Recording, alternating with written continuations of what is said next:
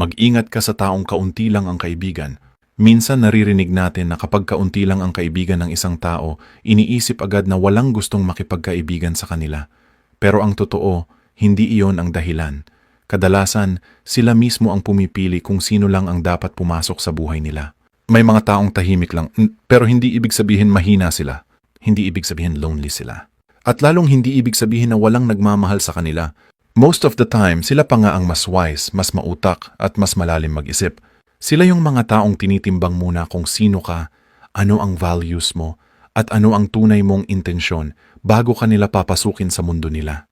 Dahil once na pumasok ka sa circle nila, hindi ka na lang basta kaibigan. You become someone they protect, someone they honor, someone they truly value. At yun ang dahilan kung bakit sila selective.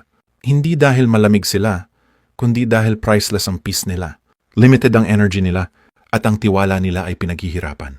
Isa pa, ang ganitong klaseng tao, hindi nila kailangan ng malaking audience para mabuhay. Hindi nila kailangan ng barkadang 10, 20 o buong barangay. Sapat na sa kanila ang 2 o 3 totoong kaibigan, mga taong lalaban sa buhay kasama nila. Sila ang tunay na malalakas. Kaya ang taong kaunti lang ang kaibigan, may naiintindihan sila na hindi naiintindihan ng karamihan. Hindi lahat deserve ng access sa puso nila. Hindi ito senyales ng kahinaan. Hindi rin ito ibig sabihin na mahirap silang pakisamahan. Ito ay senyales ng lakas at talino. Dahil mas pinipili nila ang quality over quantity, loyalty over popularity, at peace over chaos. Kaya sa susunod na makakita ka ng taong konti lang ang kaibigan, huwag mo silang maliitin.